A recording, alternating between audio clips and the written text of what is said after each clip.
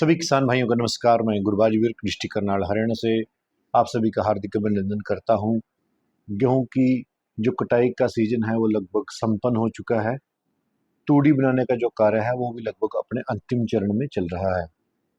मैं इस वीडियो में प्रस्तुत कर रहा हूं कि इस सीजन में गेहूं के उत्पादन कम रहने के क्या क्या कारण रहे हैं और किस पखवाड़े की गेहूं की बुआई का उत्पादन अच्छा रहा है या कम रहा है और कौन कौन से महत्वपूर्ण कारक रहे हैं जिन्होंने गेहूं के उत्पादन को प्रभावित किया है।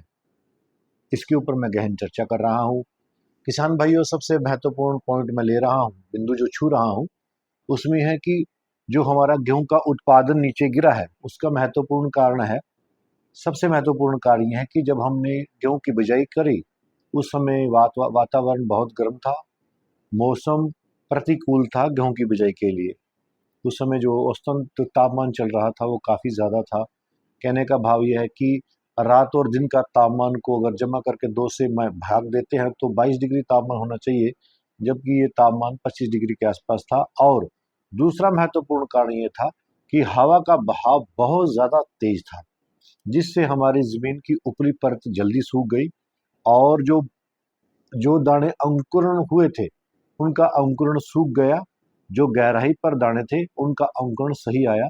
जिन दानों का अंकुरण सही आया, जो अंकुरित होकर बाहर आए, वो लौ की लपेट में आ गए और उन्होंने फुटाव कम किया, जिससे हमारा उत्पादन की नींव कमजोर रही पहले दिन से ही।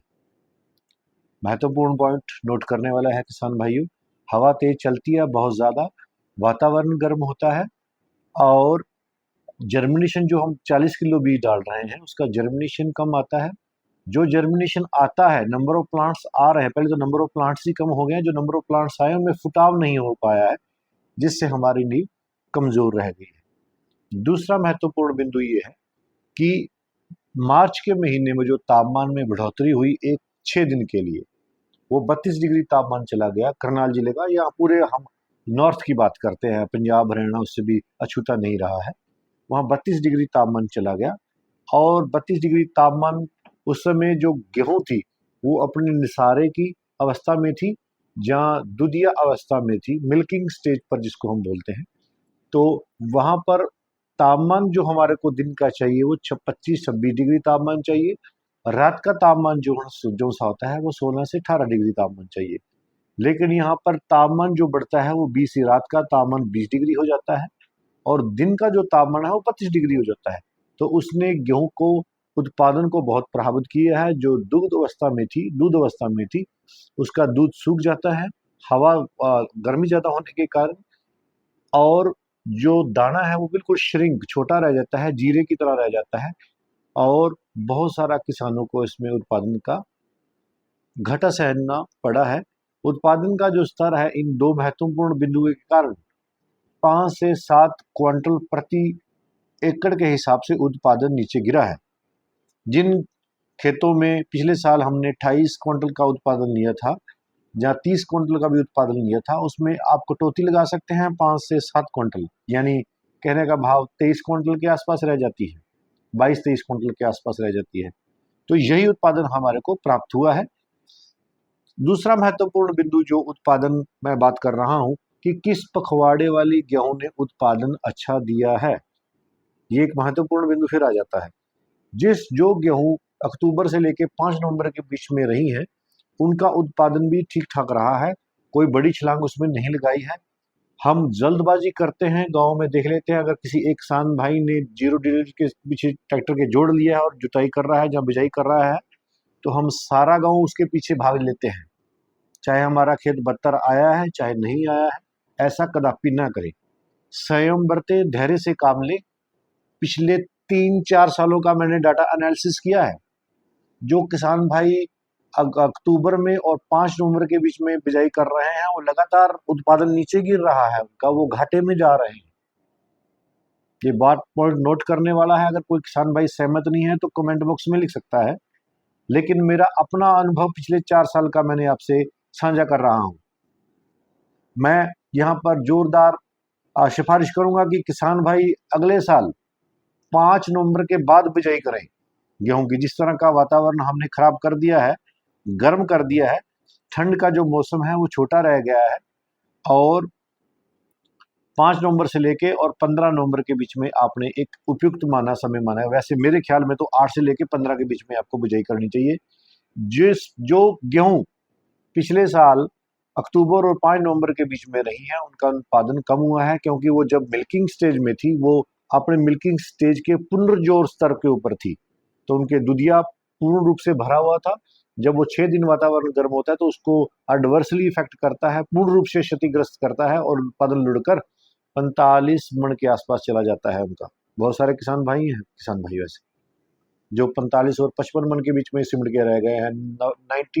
90% किसान ऐसे हैं, सिर्फ 10% किसान होंगे जो 55 और 60 के बीच में गए हैं।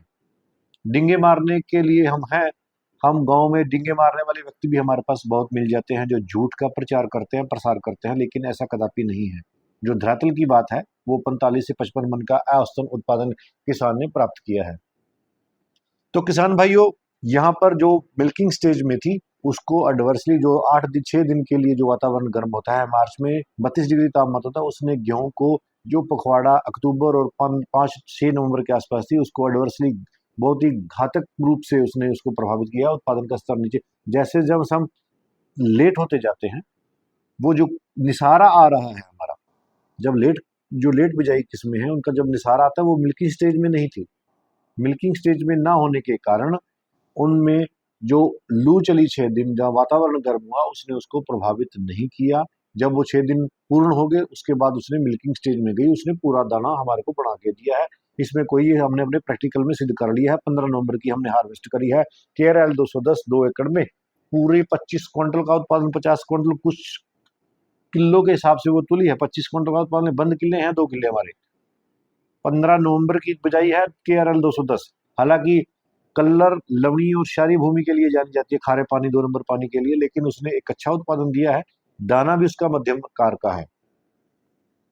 तो ये जो बातें हैं, मैंने आपसे बात साझा करी कि जो हमारा एक, उसमें एक मैं पॉइंट और ऐड कर रहा हूं कि जब हम निसारे पे जाते हैं, तो निसारे पे जब हम जाते हैं तो हम 10 नवंबर और 15 नवंबर के बीच में स्प्रे करते हैं। वो स्प्रे देना हम समझते हैं कि बहुत अनिवार्य है, अच्छी बात है।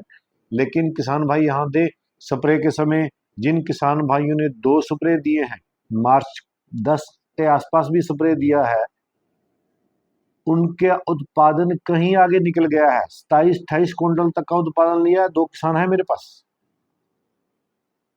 गांव दुसैन पुंडरी कैथल से हैं, और एक किसान भाई मेरे जींद से हैं जिन्होंने 28 क्विंटल का उत्पादन लिया है, और वो वैरायटी 872 है। ये अपने आप में काफी चौंकाने वाले तथ्य है। जिन किसान भाइयों ने स्प्रे किए हुए थे, 2 स्प्रे न्यूट्रिशन के दिए थे, 1 स्प्रे पे दिया था, उनका उत्पादन 22 और 25 क्विंटल के बीच में है। जिन्होंने स्प्रे नहीं दिया वो 18 और 22 के बीच में सिमट के रह गए। और जिन्होंने चौथा स्प्रे भी दे दिया था मार्च में न्यूट्रिशन का, जहाँ गर्मी से दुष्प्रभाव से बढ़ने का, टिल्ट का दे दिया, जहाँ प्रोपिकेनाजोल का दे दिया, जहाँ एमिस्टार टॉप का दे दिया, वो उन्होंने 27-28 क्विंटल तक का भी उत्पादन लिया है। तो ये तमाम चर्चा मैंने आपके साथ साझा करी है। वीडियो को अंत तक लाइक और शेयर जरूर करें, ताकि दूसरे किसान भाई भी इन बारीकियों को समझ सकें और आने वाले वर्ष में वो इन गलतियों से बच सके और उनका एक अच्छा उत्पादन हो सके, ताकि जो उनकी आर्थिक स्थिति अच्छी हो। इसी के साथ वार्ता को विराम देता हूं। जय जवान, जय किसान, जय विज्ञान।